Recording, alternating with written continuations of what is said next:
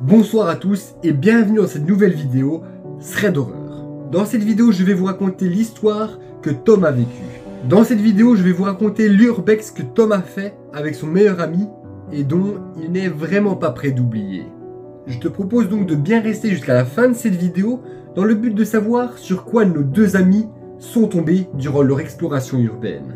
Alors sans plus attendre, je te propose de t'installer confortablement, de mettre tes petits écouteurs et de te laisser plonger dans ce thread d'horreur. Du coup, je vais vous raconter l'histoire de Tom.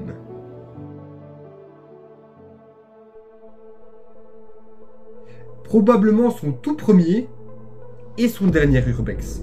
Il s'appelle Tom, il a bientôt 16 ans et il habite dans une ville de Haute-Marne. Il nous dit qu'il a l'habitude de regarder beaucoup de vidéos d'urbex. Et un jour, il a eu envie d'essayer ça par lui-même.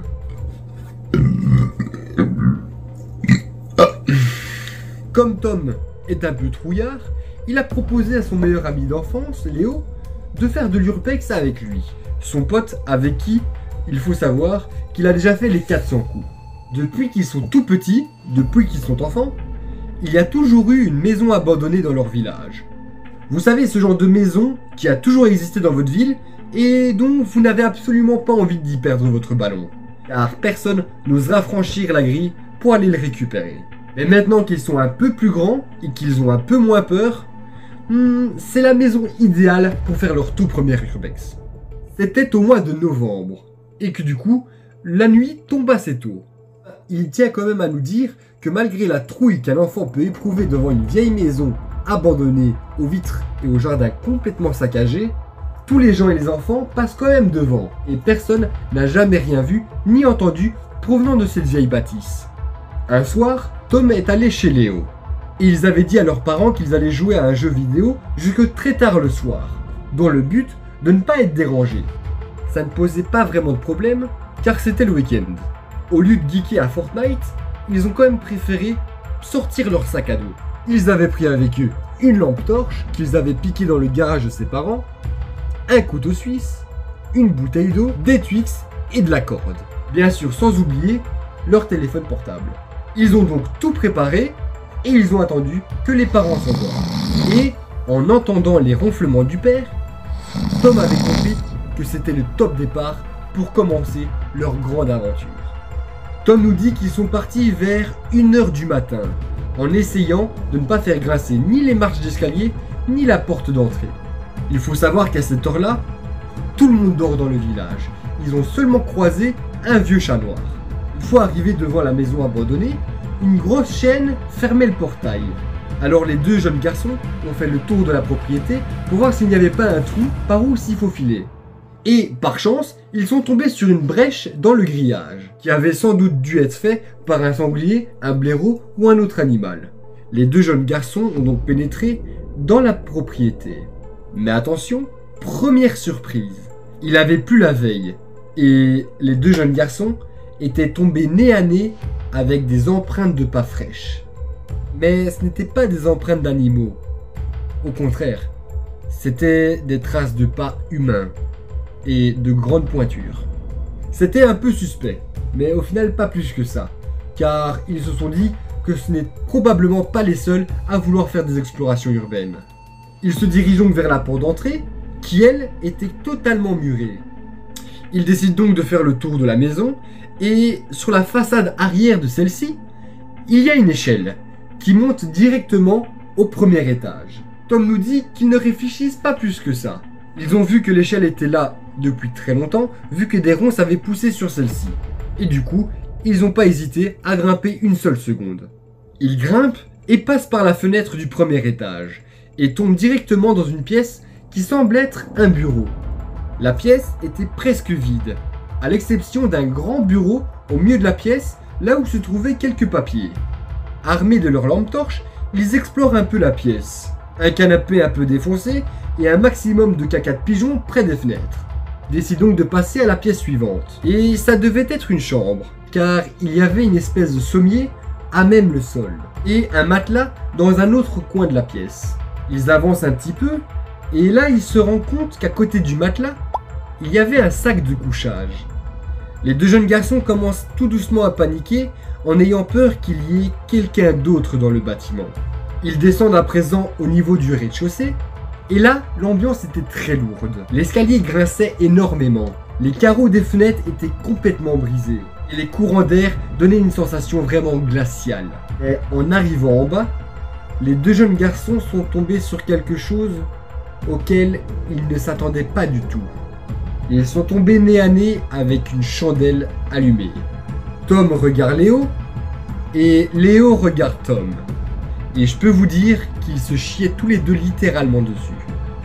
Quelqu'un était forcément venu ici récemment, ou y est peut-être encore. Mais n'entendant aucun bruit, les deux jeunes garçons ont quand même continué leur exploration. La pièce suivante était le hall d'entrée. Pièce où il y avait la grande porte d'entrée complètement murée. Mais dans ce hall, ce n'était pas une chandelle qui était allumée, mais bien une dizaine.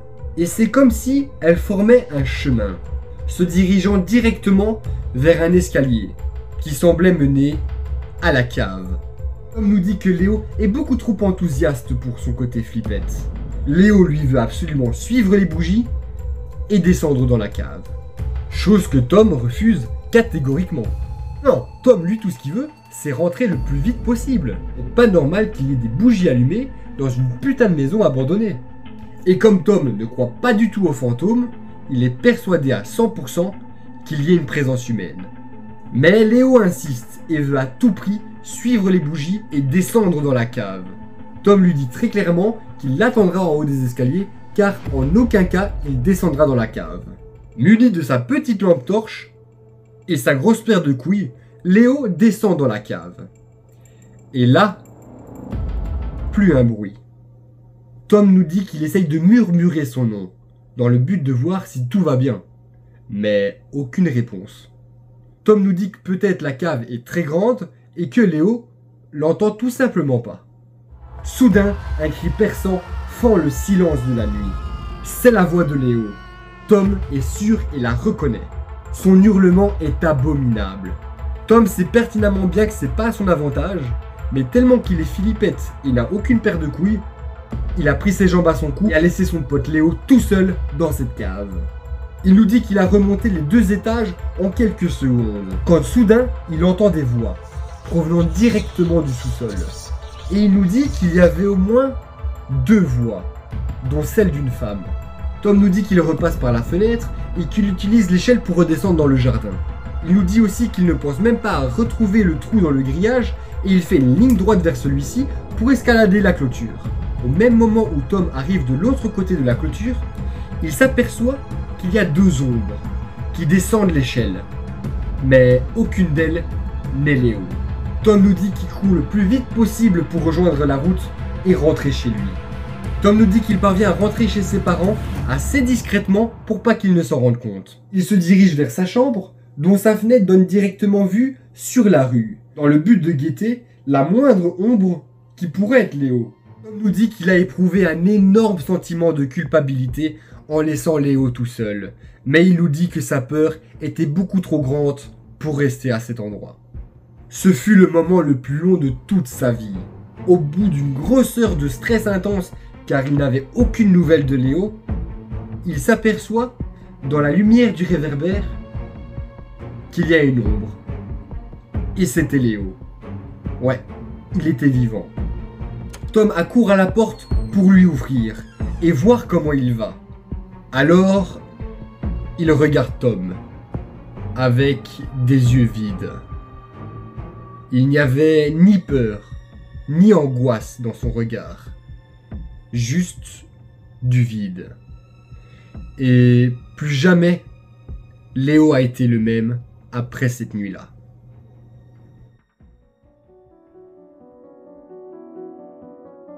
Et voilà les amis, c'est déjà la fin de cette vidéo, la fin de ce petit thread d'horreur. J'espère sincèrement qu'il vous aura plu. Si c'est le cas, n'hésitez pas à lâcher le petit pouce bleu en bas de la vidéo, ça fait super plaisir. Tu peux également me dire ce que tu en as pensé dans l'espace des commentaires, je lis absolument tous vos messages. Tu peux également partager cette vidéo à ton entourage dans le but de les prévenir de toutes sortes d'agressions. Et pour terminer, je te propose de t'abonner juste ici, sans oublier la petite cloche de notification qui se trouve juste derrière, c'est super important. Sur ce les potos, je vous dis à très bientôt. Ciao ciao.